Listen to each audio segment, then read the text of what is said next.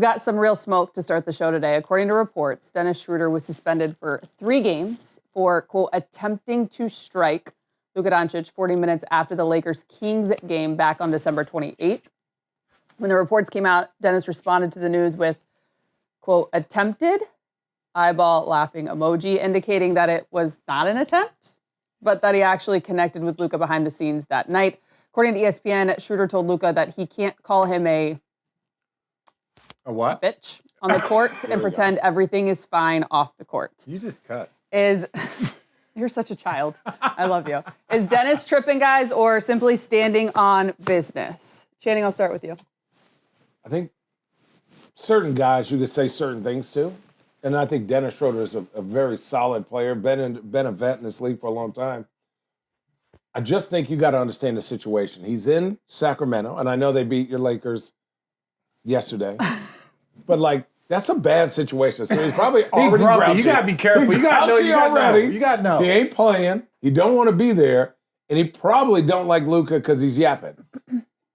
You gotta feel the room, Luka. And also, there's certain people you just, Kenny Martin says something to you. You let it go. You let it go. Ron Artest says something to you. You let it go. Hey, you know what? Just go ahead and let that thing go. You know what I'm saying? And when Dennis starts walking around like a loose pit bull, you got to understand he probably not in his right mind. He like, I wish somebody would say something to me today because I got time.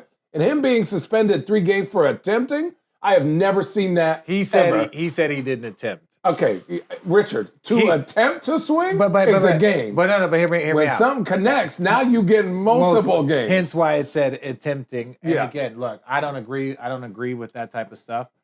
I will say this. This is my rule. It's steadfast rule. If what you say between the lines, you would not say off the court, then everything's fair. If whatever you say, like, y'all trash, y'all suck, man, you can't guard me, you know what I'm saying? Like, if you get into that space and then someone tries to take it off the court, that's out of bounds. If you say things to a person you wouldn't say to him at a bar, like if he were to see a dude at the bar and be like, oh, you a bitch. Oh, yeah. Well, what's going to happen in that bar, right? What's going to happen in that bar? And that's for men in general, women in general, humans in general. So if you cross that line, I'm not saying that Schroeder, whatever you want to say. All I'm saying is that I think he crosses the line if it's typical basketball stuff. You start calling men out their names, you start calling players out their name, and then it spills over into another place. We've seen Carmelo, we've seen other guys. Once things start going outside of the lines or to that, then that's a different conversation. That's no longer basketball. You know? Perk, I want you to weigh in, and then we have a little bit of breaking news that we want to get to. We got breaking news. Okay, 3 games is criminal.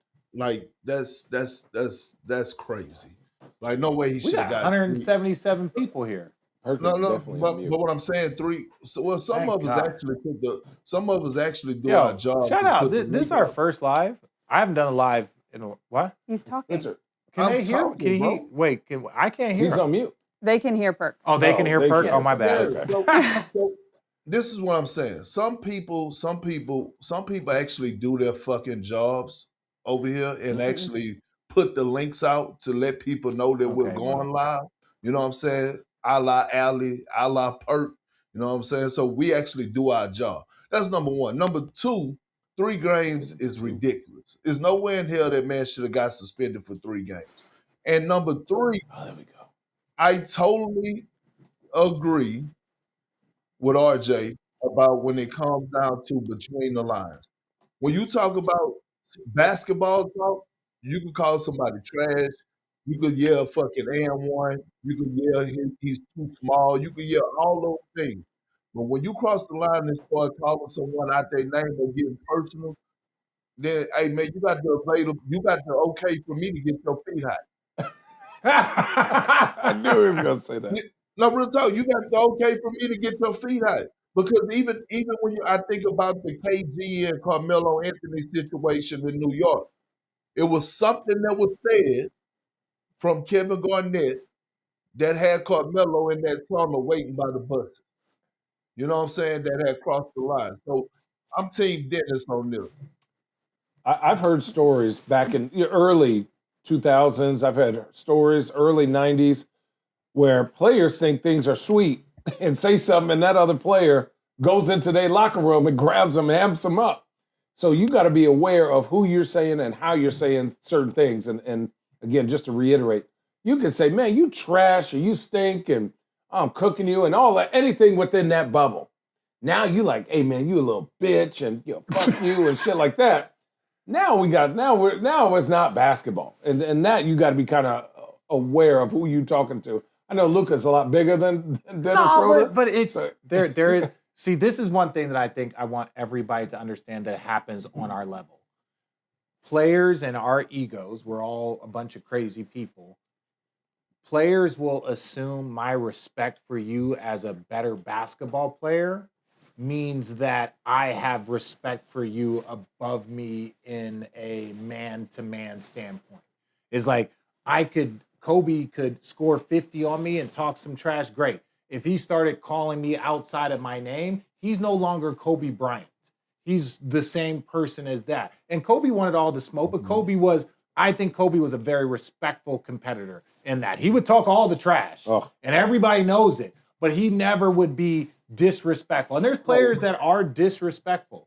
So I think Luka believes he is the MVP candidate. He's all NBA. But once you start calling another man outside of his name, outside of the game, and allegedly, that's when things start to go awry. So we all got egos, and sometimes it can spill over. No. I will say this. Cole had a different type of disrespect. I remember one time we was playing them in Oklahoma City. I switched out on them on the pick and roll, and I clapped my hands, and I was like, let me see it. And he hit me. Right, and so he hit me with like a between the legs cross step back and dotted my eye, and we was running back towards the other end of the floor, and that motherfucker told me, he said, "All right, don't make me tat that other ACL." Oh, and look, that's within the basketball. Within basketball trash talk. So, like, Get Gully is in the chat asking, is this something that happens more in the league than we're just privy to? Like, does this happen? The shit talking or getting punched afterwards? Let me say, there's a lot more altercations behind the scenes, teammates to teammates. Oh, yeah. That's why so many players, I know it was Draymond, but when the Draymond-Jordan Poole situation happened, everyone in the NBA was like, we were more like acting like it was no big deal. The media, fans were like, yo, this is crazy because you've never seen it. Where all the players are like, yeah, there's normally one or two altercations like that a year. They're normally like that if you're really competitive and if you're with people for 8 months out of the year. Sometimes you're competing for food on the table. If you don't get in a fight, man, your team that's what I'm saying. So we were all like, oh yeah. Then everyone started telling their stories about fights, right? It's like, oh, I fought Kenyon Martin, and this is a part of a brotherhood. Like, this is what it is, whether it's inappropriate or not. We were more shocked that it got out. But yeah, that part happens more than people think. There's more altercations than people think.